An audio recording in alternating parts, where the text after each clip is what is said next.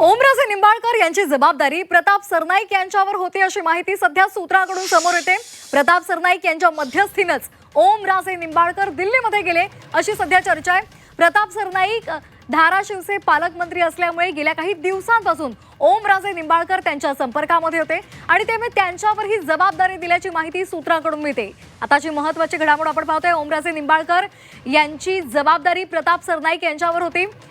प्रताप सरनाईक हे धाराशिवचे पालकमंत्री आहेत आणि त्यामुळे ओमराजे यांचं मन परिवर्तन करण्यात, त्यांचं मत परिवर्तन करण्यात, मन वळवण्यामध्ये प्रताप सरनाईक यांची मोठी भूमिका होती अशी सध्या माहिती सूत्रांकडून समोर येते।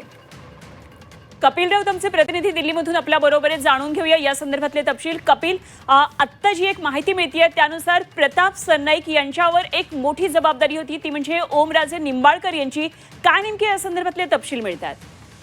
नक्कीच एक एक करून प्रत्येक खासदाराचं मन वळवण्याचं काम अनेक नेत्यांनी केलं होतं आणि अनेकांची मनं वळवली होती। पण ओमराजे निंबाळकर शेवटपर्यंत आपल्याकडे येतात की नाही, म्हणजे शिंदे गटात येतात की नाही किंवा शिवसेना गटात येतात की नाही यावरती प्रश्नचिन्ह निर्माण झाला होता आणि त्यासाठी महत्वाची जिम्मेदारी प्रताप सरनाईक मंत्री जे आहेत त्यांना दिली होती। ते त्याचे पालकमंत्री आहेत।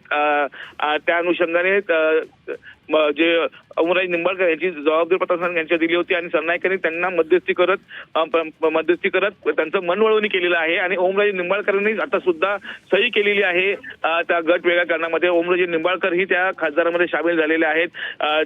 6 खासदारांपैकी ओमराजे निंबाळकर हे महत्त्वाचं समजलं जातं। शेवटचं नाव आहे ओमराजे निंबाळकर, हे आता शेवटच्या क्षणी आलेले आहेत। त्यांची मनधरणी करणं गरजेचं होतं कारण की 2/3 जर आपल्याला ठीक। कपिल, अगदी धन्यवाद दिलेले या माहितीसाठी।